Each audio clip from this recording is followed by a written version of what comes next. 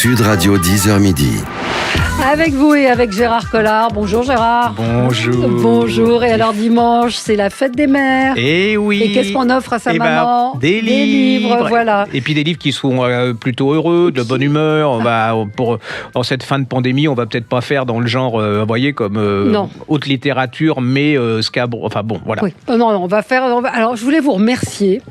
Parce que grâce à vous, j'ai lu ce livre qui s'appelle L'écume des pâtes de Tommaso Melilli. C'est formidable. Franchement, vous nous l'avez recommandé la semaine dernière. Je l'ai lu d'un seul coup. C'est un chef. En fait, il a fait des études de littérature et de philosophie. Il est venu comme ça à Paris. Et il est venu à Paris à l'âge de 18 ans. Et puis il s'est rendu compte qu'il connaissait pas grand-chose à la cuisine italienne. Et il est reparti dans son pays. Et là, il a fait une sorte d'itinéraire initiatique. Donc, si vous aimez l'Italie, si vous aimez la cuisine, si vous aimez cette ambiance de cuisine de chef, allez-y, c'est pour vous, c'est un régal. Ce livre est un régal, il n'y a pas d'autre mot. Ça fait du bien, je veux dire, vous êtes dans ce bouquin et puis ça vous donne des recettes, enfin comment cuire les artichauts, il a des choses comme ça. Et puis alors, c'est vraiment, je trouve que il vous fait pénétrer dans ce qu'on appelle les brigades, c'est-à-dire que vous êtes dedans à l'intérieur, vous voyez, c'est plein d'humanité, d'amitié, et puis en plus, il retrouve, c'est une bonne chose aussi, c'était pas mon truc ça, mais de retrouver ses racines, qui on est à travers la cuisine. Et je trouve qu'il retrouve ses racines et c'est savoureux. C'est comme la couverture. J'adorais la couverture. La couverture est très belle, avec un bleu très lumineux, une nappe à carreaux rouge et blanc. C'est vraiment. Alors si vous avez, moi ça devrait avoir autant de succès parce que vu le nombre de gens qui ont acheté Le Goût de l'Italie, ce énorme bouquin, il y en a des milliers. Et là, si vous avez lu Le Goût de l'Italie, vous ne pouvez pas faire autrement que de lire ce bouquin qui, à mon avis, devrait être un des succès du siècle parce que c'est du bonheur. Toujours dans la mesure. Non, mais c'est vrai parce que on parle tellement de trucs qui vous cassent le moral ou qui c'est un livre qui vous rend joyeux. C'est un livre. Vous prenez pas la tête. C'est bien écrit. Il raconte assez bien ce que c'est que cette Italie. Ces jeunes cuisiniers aussi qui ont décidé de repartir dans les montagnes, de retrouver leurs origines. C'est formidable. Il croque la vie et ça vous donne envie de croquer la vie. Et allez-y, franchement, moi je sais pas quoi faire parce que c'est vraiment, on peut pas faire plus. L'écume des pâtes à la recherche de la vraie cuisine italienne. C'est un road trip, c'est un road movie à travers l'Italie où vous avez l'eau à la bouche avec une envie, c'est de manger des pâtes. Ah oui, exactement. Et il s'appelle Tommaso Melilli. Melilli, il y a deux L normalement. Melilli, comme la chanson de Pierre Perret. Et donc, c'est écrit MELI 2LI et c'est chez Stock. Bravo à Tommaso. Je crois qu'on va en faire un truc cette année-là. On va pas vous laisser avec ça. Un mot également sur le livre d'Anthony Palou. Dans ma rue, il y avait 3 boutiques. Là aussi, vous allez voyager avec Anthony Palou. Alors là, ça reste en France, mais il vous parle de mercerie, de droguerie, de quincaillerie, de disquaires, tous ces petits commerces qui ont disparu. Lui, il est fils de commerçant. Il est journaliste, il est écrivain. Et il raconte, il a grandi dans cette famille de commerçants. Dès qu'il avait 3 sous, il allait s'acheter un livre. Il volait dans la caisse de ses parents, il allait s'acheter des livres parce qu'il aimait bien ça. Et c'est vraiment tous ces petits commerces qui ont disparu. Et je pense que chacun va y retrouver des souvenirs d'enfance. C'est un livre nostalgique mais joyeux là aussi. Vous y apprendrez par exemple que le 36 quai des Orfèvres a été construit sur un marché de volailles. C'est pour ça qu'on a appelé les flics des poulets. Ah, je savais pas ça. Il y a vraiment j'ai pris beaucoup de plaisir à lire ce livre et c'est un hommage à tous nos petits commerces. Il dit une boutique de souvenirs, toutes les villes ressemblent à Venise. Oui, puis mais il y a ça manque. Regardez les quincailliers. Avant, il y en avait dans toute. On pouvait à côté de chez soi, on pouvait aller chercher une vis maintenant. Il faut prendre sa voiture, aller dans un grand centre commercial et ça devient incroyable. Et là, moi, à mon avis, il faut que vous vous relanciez dans la quincaillerie. Moi, j'adore, j'adhère. Il dit ce temps où les boutiques étaient l'âme des villages et des villes. Oui, parce que derrière les boutiques, il y avait des êtres humains. Absolument. C'est surtout ça. C'est ce qu'il raconte. Il dit maintenant les pharmacies, c'est assez rare, aux pharmaciens qu'ils échangent. Il y en a encore, mais c'est vraiment. Moi, je trouve que c'est le côté perte humaine, quoi. Ça devient complètement impersonnel, c'est terrible. C'est aux Presses de la Cité, ça s'appelle Dans ma rue. Il y avait 3 boutiques, donc ça c'est parfait aussi pour la fête des mères. Et pas que. Non, parce que nous, on n'est pas si vieux que ça. On a connu toutes ces boutiques et qui ont disparu. C'est très très joli livre d'Anthony Palou. Voilà. Alors c'est ce que je dis. J'ai pas l'habitude l'habitude de parler des gens qui ont énormément de succès, mais on l'avait défendue, elle, quand elle n'était pas connue encore. Ouais. C'est Valérie Perrin qui avait fait ce livre magnifique qui était Changer l'eau des fleurs, qui a vraiment... Puis alors, c'est vraiment le livre, quand les gens vous en parlent, les clients, enfin les lectrices et les lecteurs, il y a une espèce d'empathie avec ce livre, ce qu'elle raconte. Et alors, elle vient de sortir un livre qui s'appelle 3. Et donc, je me disais... Comme le chiffre 3, TROIS. Oui, c'est ça. C'est chez Albin Michel aussi. Ouais. Alors, je me dis, bon, je ne vais pas en parler parce que tout le monde en parle. Quoi qu'on en parle... Alors, j'aime bien les critiques, c'est qu'ils en parlent, mais comme ça, hein, c'est bien parce qu'il a du succès, mais vous savez, ça me fait penser à ces chansons genre Lenny Scudero dont tout le monde parlait avec dithyrambique en disant que c'était le chanteur du XXe siècle. Et puis, on descendait Claude François. Et à notre époque, plus personne connaît Lenny Scudero, mais tout le monde connaît Claude François. Et je pense que Valérie Perrin, avec son 3, ça va devenir un classique. C'est l'histoire de... Alors, très classique, hein. C'est l'histoire d'amitié entre... On est dans un village, trois jeunes, hein, une fille et deux garçons. Ils se connaissent depuis le CM2. Et ils décident, ils se disent, la vie nous appartient. C'est comme la chanson de Bruel. Vous savez, qu'est-ce qu'ils vont... On va les retrouver. Ça va de 86 en 2017. Avec, entre parenthèses, les enfants, vous prenez votre papier, une bande-son incroyable. Mais alors, vraiment, vous pouvez le relire avec la bande-son. C'est plein de nostalgie. Je veux dire...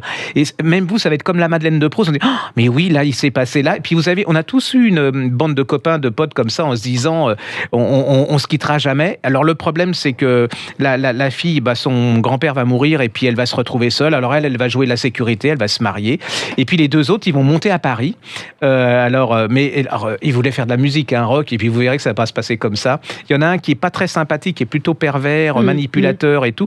Et ils vont se retrouver... Alors, entre parenthèses, il y a une autre chose, hein, c'est qu'on va retrouver dans ce village une voiture au fond d'un lac avec une victime. Alors, quelle est la relation entre la victime et les trois personnes? Là, déjà, c'est un côté suspense.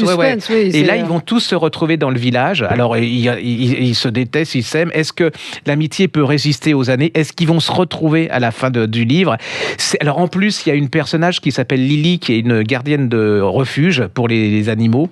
Et il y a une chose très vraie que dit Valérie Perrin, c'est le parallèle entre la solitude des animaux abandonnés puis la solitude aussi des gens c'est magnifique, c'est plein d'empathie, c'est plein... Moi, franchement... J'avais adoré, moi, ces précédents livres qui existent aujourd'hui en poche. Je n'ai pas encore lu celui-ci. Et là, le retour des gens reviennent avec 3 et c'est vraiment dithyrambique. C'est-à-dire que les gens, ils sont, comme on dit au Québec, ils sont tombés en amour avec ce livre. Et alors, ce qui est génial aussi, c'est que cette femme, elle est à l'image de ses livres. C'est-à-dire que forcément, il y a des têtes de niais, hein, ils font des très bons livres, mais on n'a pas envie du tout de les connaître. Et elle est... Voilà. Elle est sympathique.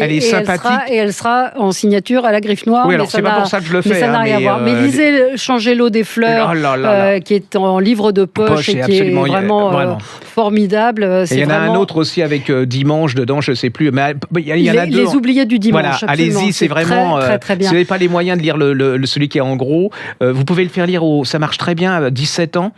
Alors franchement, les ados, ça marche, mais du feu de Dieu. Bon, alors vous nous aviez promis cette semaine qu'on parlerait de ce livre formidable. Ah, de Véronique Debout, un ami retrouvé. Alors pour déjà, moi, si vous n'avez pas lu Le Clafoutis aux tomates cerises, c'est obligé. Vous êtes obligé de le lire. Si vous ne l'avez pas lu, c'est comme l'écume des pâtes. Hein. Voilà, c'est comme l'écume des pâtes. Vous faites un petit paquet pour votre maman. Le Clafoutis aux tomates cerises, moi, tous les gens à qui je l'ai donné, conseillé, ont adoré ce livre.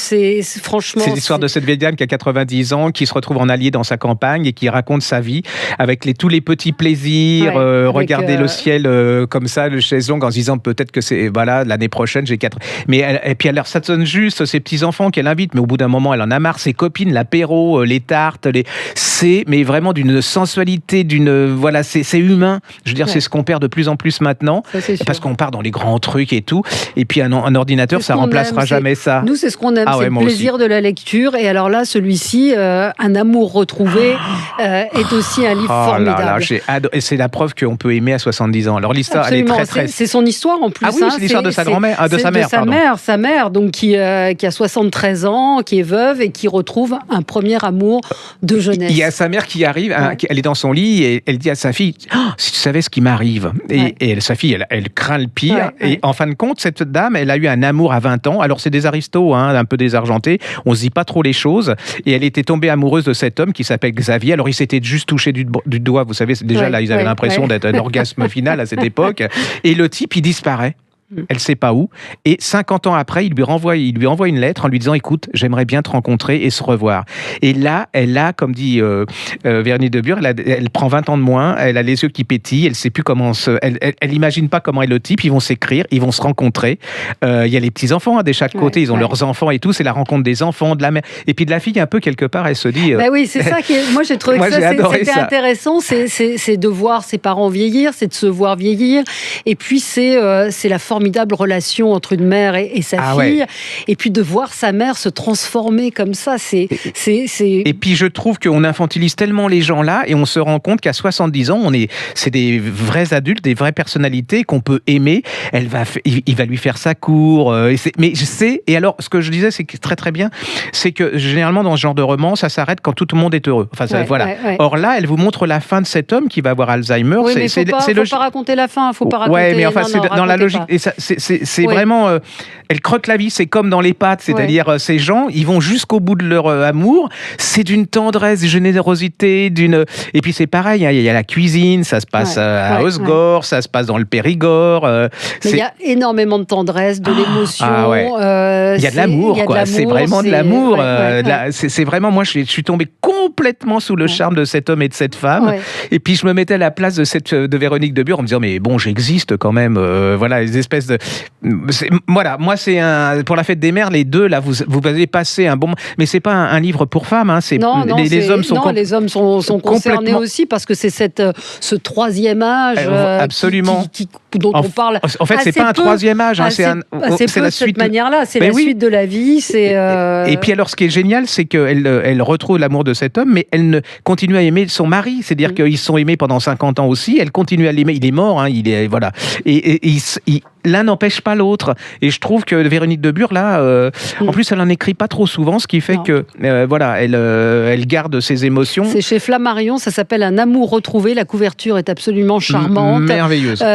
Franchement, allez-y. Donc, vous achetez Le Clafoutis aux tomates cerises, vous achetez Un amour retrouvé chez Flammarion. Là, c'est du bonheur en mots. Hein. Et puis, L'écume des pâtes, le livre d'Anthony Palou. Dans ma rue, il y avait 3 boutiques. Et puis, je vous parlerai, moi, de Stéphanie Desor. Adoré. Moi aussi, Les heureux du monde, Stéphanie Desor. La semaine prochaine, c'est chez Albin Michel. Il faut un petit peu de temps pour en parler. Mais Stéphanie Desor, elle raconte incroyablement les sagas. Les femmes, en plus. Les femmes. Là, c'est l'histoire des Hemingway.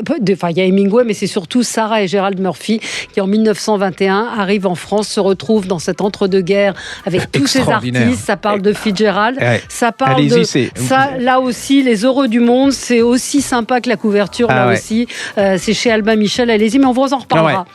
Bonne fête des mères. Vous êtes un peu... Voilà, on n'en dira pas plus. Allez, on se retrouve nous dans un instant pour commenter l'actualité. À tout de suite. Sud Radio 10h midi, Valérie Expert.